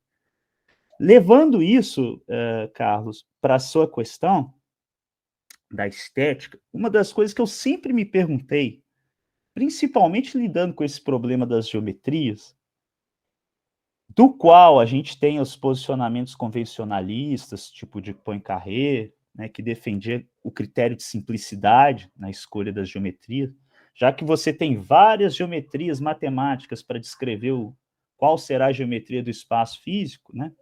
Um dos critérios que mais se aplica é o de simplicidade, não necessariamente da geometria, mas o que simplifica a descrição do sistema físico. E o Einstein mostrou isso muito bem, que às vezes, utilizando uma geometria riemanniana, de curvatura variável, um pouco mais complexa, digamos assim, às vezes você tem um ganho de simplicidade na descrição do sistema físico. A pergunta que vai para você, que sempre ficou me martelando, é assim: princípio de simplicidade, né? Ou pelo menos assim, a gente pode pensar até na navalha de Ockham, né? A simplicidade como um critério, não um princípio, desculpa, um critério de simplicidade. Você também o considera como um critério estético na seleção das teorias? Ou critério de simplicidade, como a própria navalha de Ockham, é mais uma regra de economia mesmo? Essa é a minha pergunta. É muito boa pergunta, que mostra que você compreendeu bem a dificuldade das questões, né? E quando a gente escolhe um tema para doutoramento, a gente fica com essa... E leva para sempre conosco, né, as questões. E volta e meia, né, as questões, o que as pessoas refletem é justamente nesse sentido, quer dizer, ou a defesa de que sim, haveria uma beleza sublime, universal, né? Ou, por outro lado, não, mas como falar de beleza se são questões subjetivas, né? Como você disse, né? A simplicidade da equação esconde ali uma complexidade da geometria que... Então, é simples mesmo, né? Se é tão... Quando Einstein publica suas duas teorias, né? As pessoas não tinham como compreender. Aliás, falar em compreender, eu sempre caio do cavalo, que eu entro numa de falar de física e eu não tenho essa formação, né? Mas, de fato, o que eu li, ele estava falando de espaço hiperbólico, e me parecia que era uma solução nova, algo diferente, mas caí do cavalo porque eu não sei falar disso, né? É que eu acho interessante, eu vivo lendo biologia, vivo lendo coisas, novas discussões da física, enfim. Mas voltando para a questão da estética, eu acho mais intrigante perceber como... Por isso que eu usei o exemplo lá do piercing no nariz, né? Tem certas... Você falou princípio, eu não quero falar princípio. Certas características, né, que nós atribuímos como belas, e muitas vezes é por conta da nossa cultura, né? Então, em que medida eu tenho escolha para também determinar, né? Acho isso... Como eu estava falando da filosofia, né? Por exemplo, eu gosto de filosofia, eu acho bela a filosofia que é simples, que é clara, que mesmo que eu precise, depois de ler um texto filosófico, mais leitura para realmente compreender aquilo, porque ele me trouxe novas palavras, novas maneiras de dizer as coisas que eu antes não tinha. Mas é claro, não é um texto que... né, vai ler Nietzsche, né? Para ler Nietzsche, você precisa primeiro fazer um curso, ler alguns livros, aí que você vai começar, vai ler o Heidegger. Ixi, aquilo é muito esquisito, aquilo é muito estranho, é muito rebuscado, é cheio de meandros Então, né, compara Foucault e Deleuze, né? Foucault qualquer um lê Foucault e se deleita com aquilo. Deleuze não, Deleuze, para entender Deleuze tem que fazer o curso, primeiro faz o curso, aí os iniciados podem então abrir o livro sagrado daquele, né? Eu acho isso, não acho bonito, não acho belo, né? Agora, eu encontro os meus pares, né? Eu encontro eco nesse meu acho belo, né? Posso até ser de um grupo pequeno, de um grupo deixado de lado, considerado não mainstream, né? Mas eu tenho eco. Então, acho que isso traz para mim muito mais reflexão sobre as características do conhecimento, né? Como que o conhecimento ocorre, né? Do que uma solução para o que determinaria, né, que seria de fato belo, de fato verdade, e muito mais para essa surpresa, né, diante de constatar que, puxa vida, nós só conhecemos fazendo isso aqui, né, conversando, e quando eu leio um texto de alguém eu estou ouvindo, e quando eu escrevo eu estou... né? Então, porque teve gente que falou para mim, não, mas Einstein trabalhou sozinho, ele estava no escritório de patente da Suíça, lá, não sei o quê. Caramba, de onde ele tirou as geometrias não euclidianas? De onde ele tirou? Ele estava lendo o texto, ele estava se correspondendo, ele estava Ele não estava sozinho. Estava físico, igual a gente na pandemia, né? Home office, mas pelo Zoom, pelo Meet, quer dizer, lendo, né? Eles trocavam muitas cartas. Teve um trabalho que a gente fez, né, de cartas de um físico austríaco que morou no Rio de Janeiro bastante tempo, o Guido Beck. E ele trocou cartas, inclusive com o Heisenberg. Tem carta do Heisenberg lá. É muito interessante ver esses diálogos, né, por carta. Hoje a gente manda e-mail. Ninguém nem quer mais mandar e-mail, é WhatsApp. Não sei onde vai parar esse mundo mesmo. Mas, enfim, não respondendo, dando várias voltas, mas dizendo essas são as questões que acho fascinantes nessa história, né? Muito mais do que encontrar uma fórmula, né? Essa é a estética, então, nossa, vamos persegui-la, né? Mas perceber, né? Quais são os jogos de força que nos empurram para um lado, para o outro, porque quanto mais conscientes deles, menos vieses que não nos servem, a gente pode descartar, e mais abertura para possibilidades a gente tem, né? Não ficamos presos em algo que a gente nem entende direito que está ali. Meio que uma psicanálise, psicoterapia da nossa prática. Eu acho que agora me excedi, então vou passar a palavra para o professor Eduardo. Obrigado, Carlos. Obrigado também, Felipe, aí, pela contribuição. Carlos, eu havia feito uma anotação, porque, como eu disse, eu li o seu artigo hoje, apesar de que, de partida, você já nos alertou de que não iria tomar o artigo como moto, mas queria trabalhar coisas que estavam ali presentes, mas não necessariamente o artigo. Mas como eu li o artigo e fiz algumas anotações e algumas coisas me chamaram a atenção, eu gostaria de fazer pelo menos uma pergunta sobre algo que está ali. A questão é a seguinte, em dado momento do artigo, você diz assim, olha, o Heisenberg se posicionou veementemente com relação contra algumas concepções do tipo materialista, positivista.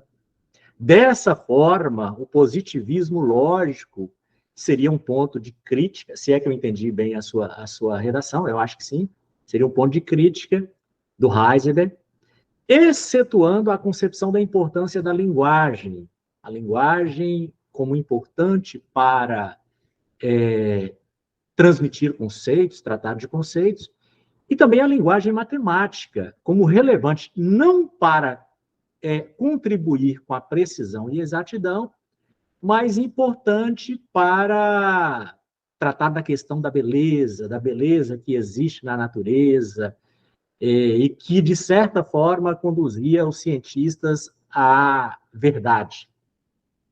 E aí, no artigo ainda sobre a linguagem, você diz em determinado momento assim, é por isso que o emprego da linguagem, por parte do cientista, é semelhante ao de um poeta. E aí eu gostaria que você tratasse desta questão, por gentileza, para a gente aqui. Isto é, pergunta, de que forma a linguagem poética poderia ser apropriada pelo cientista na concepção de Heisenberg? Como é que você trataria essa questão aqui para a gente, Carlos? Acho essa é uma ótima questão, porque é justamente o que me fascina nesse tipo de texto histórico, assim, né? Então, como eu falei, são pessoas que têm um arcabouço cultural extremamente profundo, né? Eles têm uma formação ampla, né? Eles conhecem arte, conhecem música, conhecem poesia. Então, eu acho que não estou acertando muito longe do alvo se eu disser que, quando ele fala de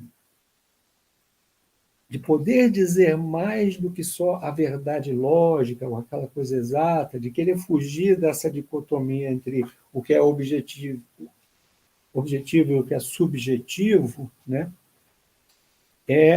Eu tentei um pouco mostrar aquela imagem quando eu falei da partitura musical, né? Ao fazer uma descrição de uma hipótese científica, de um experimento, de uma teoria, de um problema, a maneira como eu faço essa descrição, se ela causa em quem está ouvindo essa sensação de puxa vida, que muitas vezes é o que... Olha o futuro herdeiro das cadeiras filosóficas e físicas. Esse vai ser intelectual, mas, enfim. É um mistério da natureza para mim, né? Como que uma pessoa tão feia faz um filho tão bonito? Eu adoro fazer essa piada, que é uma maneira, é quando você chama alguém de feio e a pessoa fica todo... adora, né? Enfim. Então, essa sacação que eu acho que é aí que tem uma coisa para nós brasileiros, que eu acho que a gente tem muito a contribuir. Eu sempre pensei isso na filosofia, mas também, talvez, em outros campos.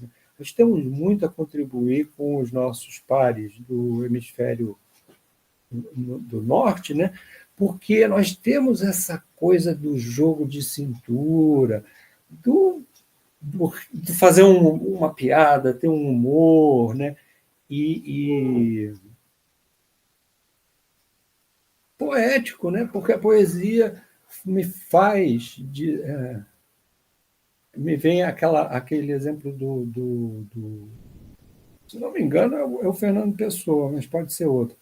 É que o poeta é um fingidor, finge tão perfeitamente ser dor a dor que de veras sente. Quer dizer, aí ele faz essa pequena poesia, nos faz pensar, abre para uma dimensão, uma perspectiva que a gente não tínhamos, e que não é uma descrição exata, meio que mecânica, né? Acho que nesse sentido. Como eu falei, eu posso estar errando. Talvez, se o Heisenberg pudesse me responder e falar, não, você não entendeu nada, e explicar outra coisa. Mas eu tenho a impressão que é aí que ele está, é nesse jogo. E, para mim, também tem uma importância muito grande nessa não polarizar, né? Acho que a nossa história recente tem mostrado, e atual, né? Principalmente nos Estados Unidos, né? Que a polarização, ela não serve para o avanço, ela só serve para o conservadorismo, as coisas serem como elas são, e para o obscurantismo, né? Isso é papo de estudante universitário, sabe? É uma coisa assim de fechar os ouvidos, né? E aí termina diálogo, né? Então, eu acho isso poético, eu acho bacana, né?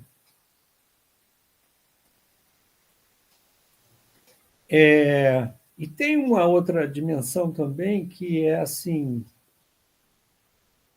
houve um momento em que justamente os positivistas lógicos eles tentavam ter um critério para determinar o que é ciência e o que não é, o que é pseudociência. E para eles seria que eles dividiriam os contextos da ciência entre o contexto da descoberta, em que ali você pode sonhar, como o Kekulé sonhou, com um anel de benzeno e depois desenha, você pode, sei lá, né, ter uma inspiração, mas isso está num contexto da descoberta. E o outro contexto seria o contexto da explicação, que ali não cabe sonho, não cabe poesia, né, não cabe... isso cai por terra, né, essa separação. Tanto é que depois vem o Popper propondo um outro critério de demarcação, que seria, precisa ser falsificável, né? Eu preciso ter um teste possível. Não, talvez nunca entremos num buraco negro, mas eu tenho que ter uma maneira de testar as minhas hipóteses, caso eu pudesse entrar no buraco negro. O que eu poderia testar lá? Essa dinâmica, né? Entretanto, né, continua sendo um problema, principalmente depois da pandemia da extrema-direita surgindo no mundo todo, e massacres em escolas e tudo, nos coloca numa posição em que a gente precisa responder essa questão, né? O que é conhecimento científico? O que nós vamos permitir? Em que vamos investir, né? Enquanto sociedade? Então, isso nos exige respostas. E só vai ser possível, né?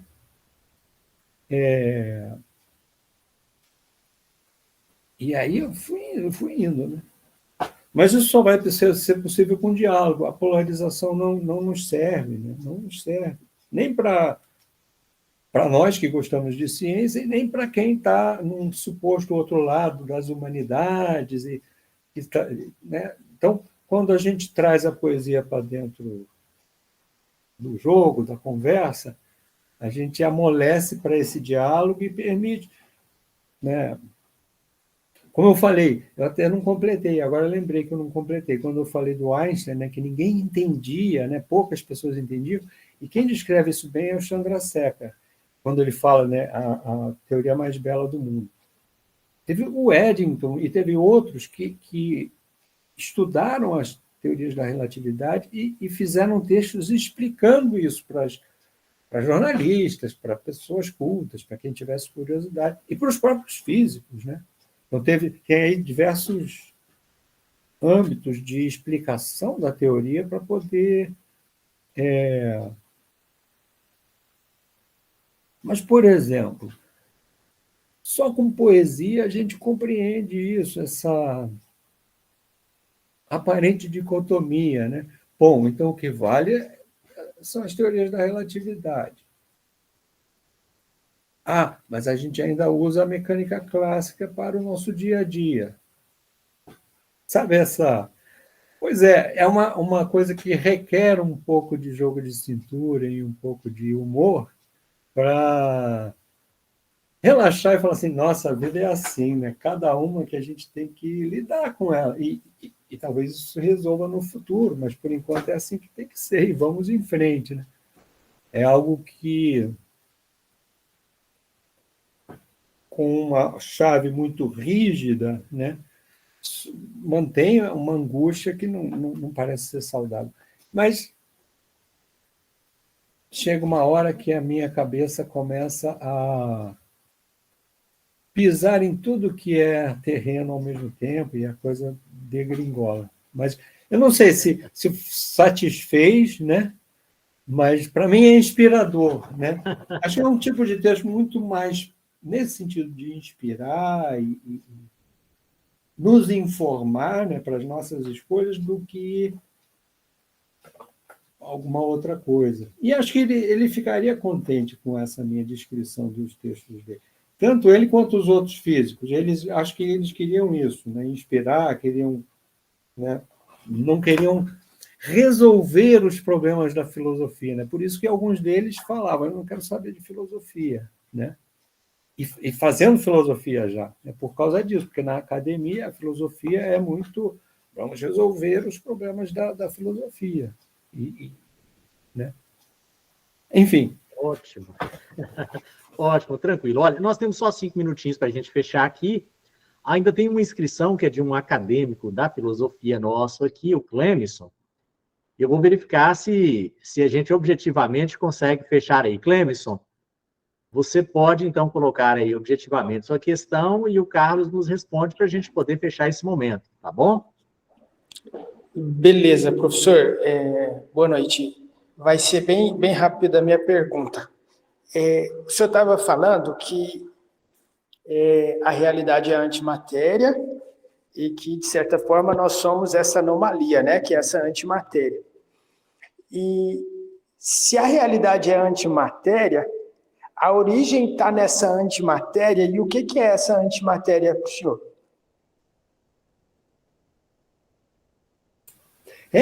Eu não sei nem explicar isso direito, isso era o Dirac falando, né? Esse era um exemplo de como o Dirac começou a ter uma crença muito forte de que a beleza indicava a verdade, porque ele forma esse modelo que parecia muito doido, e o pessoal até zoava dele, né? Fazia bullying, não existia esse conceito de bullying, né? Ficava jocosamente falando, pô, Dirac, um mar de antimatéria, para com isso, você está viajando e tal. E aí, quando as observações aparecem as partículas, aparece o pósitron, nem chamaram de pósitron, né, mas confirma que a equação de Dirac, depois da equação mais famosa de todas, né, a de Dirac, tem gente que tatua ela, dizendo que é uma das mais belas. Né? Enfim, é estrondoso, né? É uma coisa assim, fora do comum. Como que a pessoa faz um monte de contas, persegue um caminho matemático, quando chega num resultado, fala assim, nossa, isso tem que estar no mundo real, porque é belo demais para não estar. Todo mundo olha assim e fala, tá legal, né? Tudo bem, professor. Né? Assim, respeitam, mas ninguém abraça. E aí o mundo traz essa resposta empiricamente. Isso é... Agora, se realmente a realidade é um mar de antimatéria, como o Dirac... Acho que nem ele mantém isso depois. É difícil saber, porque ele escrevia pouco. Né? Posso fazer uma pequena ponderação só? Por favor. Não, só para... Como o termo antimatéria pode nos sugerir algo antinatural ou sobrenatural, né? A ideia de que antimatéria exista pode nos levar, por exemplo, a um determinado misticismo. Né? Mas só para desfazer essa confusão, portanto, de ordem conceitual. Tá? Quer dizer, o antielétron é tão entidade física quanto o elétron. É que o valor é invertido. Então, o antielétron é o elétron com carga invertida. Tá?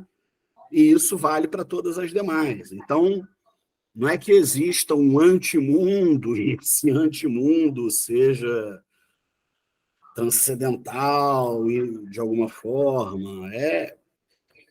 A antimatéria, aí tem que ver caso a caso. Entidade por entidade é simplesmente aquela entidade com o valor invertido. Matéria e antimatéria são matéria, no sentido Isso. de matéria mais amplo, né, e filosófico. O problema é que as duas se aniquilam, liberam energia. E a pergunta é o quê? Daí se fazem até os cosmólogos, né? Na origem do universo, que tipo de assimetria houve que leva a matéria a prevalecer, né? Mas enfim, os caras. Muito bom, professor. Então, gente, eu acho que, a não ser que Carlos tenha mais alguma questão a colocar nessa última pergunta, eu acho que a gente pode encerrar por aqui. Tudo bem para todos, Carlos e os demais? Sim. Muito obrigado. Então, Foi ótimo. muito agradável. Olha, Carlos, nós aqui do Grupo de Pesquisa Lógica, Linguagem e Ciência, lhe agradecemos sobremaneira pela sua disponibilidade de estar aqui. Muito obrigado mesmo, em nome de todos os membros do grupo. Agradeço também muito aos colegas que semana a semana estão aqui presentes, contribuindo com as discussões, trazendo questões e ampliando as discussões, muito, muito bom. O nosso próximo encontro externo do LLC será em junho e estará presente, já confirmada aqui, a Maíra Moreira, que é lá da UFMG. Ela tratará de outro tema aqui sobre o Heisenberg. Então, assim, reforço aqui os meus sinceros agradecimentos a todos e deixo aí com o Carlos as últimas palavras para a gente poder fechar esse momento. Carlos, contigo. Só agradecer mesmo, muito obrigado. Foi uma honra. Então, muito obrigado, gente. Então, dou como encerrado esse momento e até o próximo encontro. Bom descanso e bom final de semana para todos. Carlos, parabéns, obrigado. Parabéns, professor. Bom descanso, pessoal. Um abraço.